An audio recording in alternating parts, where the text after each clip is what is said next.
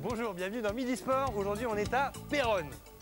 Oui Thibaut, on est à Péronne. Pourquoi? Parce que c'est là que se trouve l'association Les Écureuils de Péronne, une association où on peut pratiquer plusieurs activités en dehors et pendant les vacances. Alors ces activités, Thibaut, qu'est-ce que c'est? Du tir à l'arc, de la sarbacane, badminton et pour finir, le kinball. Et on commence par le portrait de l'association.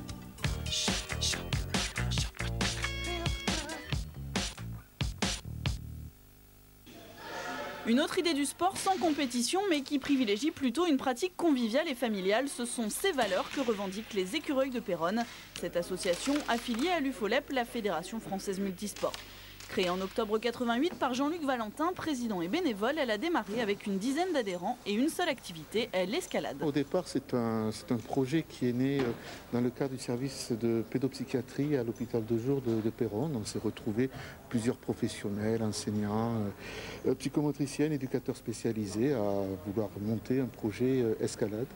Et on est très vite sorti de l'enceinte de l'hôpital pour proposer l'activité au niveau des gens et notamment des jeunes de la ville. Ça fait longtemps que je suis là, donc j'ai commencé à 5 ans. Je grimpais dans les arbres partout chez moi, donc voilà. Puis ma mère elle m'a inscrit ici et j'ai adoré. Depuis sa création, le nombre d'adhérents a grimpé pour dépasser aujourd'hui la centaine. Les activités aussi sont de plus en plus nombreuses. Badminton, tir à l'arc, kinball et même jeux de société sont venus se greffer. Des activités qui peuvent évoluer au gré de la demande des adhérents. On marche beaucoup avec cette idée-là, de façon à ce que les gens qui participent ne soient pas consommateurs, mais qu'ils soient acteurs vraiment de leur activité. Autre particularité, il suffit d'une seule licence par an, fixée à 60 € pour pratiquer l'ensemble des sports au sein de l'association. Et une seule licence par famille suffit pour que tous puissent profiter des activités proposées. Je fais de l'escalade le dimanche matin, et puis du badminton le vendredi soir, et puis du tir à l'arc le jeudi. Il y a des sports qui coûtent relativement cher et puis bon là c'est vraiment correct. En plus le matériel est fourni par le club. Donc c'est vraiment très très bien. C'est comme ça que certains ont pu découvrir des sports plus insolites, comme ici, la sarbacane. Autre activité qu'on peut pratiquer ici aux Écureuils de Péronne, c'est la sarbacane. Alors Nicolas, explique-nous qu'est-ce que c'est que ce sport? En fait on prend la sarbacane démontée, donc on la monte. Après on prend un trait et on le met dans... Donc un trait c'est une petite aiguille en fait. Ouais, voilà, pour planter dans la cible. Après on le met là. Et on souffle en visant la cible. Alors par exemple, montre-nous là ce que ça donne.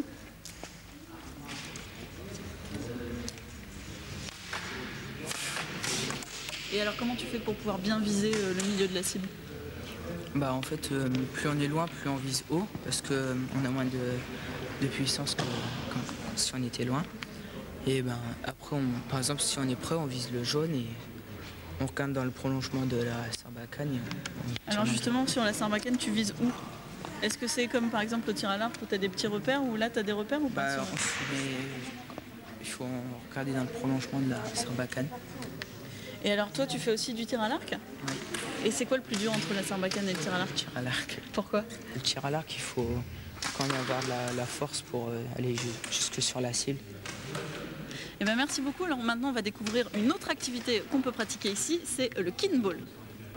Créé au siècle dernier, en 1986, le kinball est un sport collectif né au Québec. Plus de 3,5 millions de licenciés à travers le monde, il est notamment très pratiqué au Canada, au Japon, en Belgique et en Malaisie.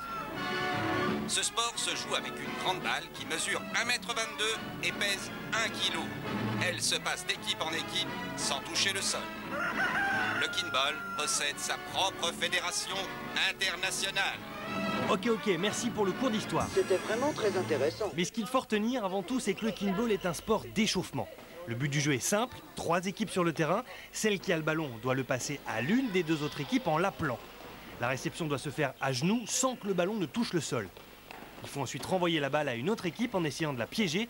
Bon, ok, si vous n'avez rien compris, regardez plutôt et écoutez. Les diaboliques.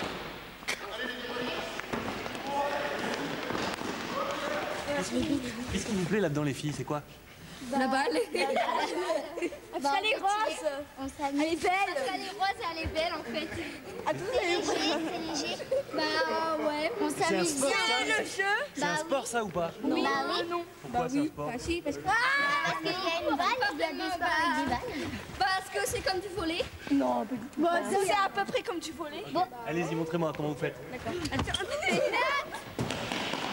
Bon d'accord, vous n'avez toujours rien compris. Voici une autre tentative d'explication un peu plus claire.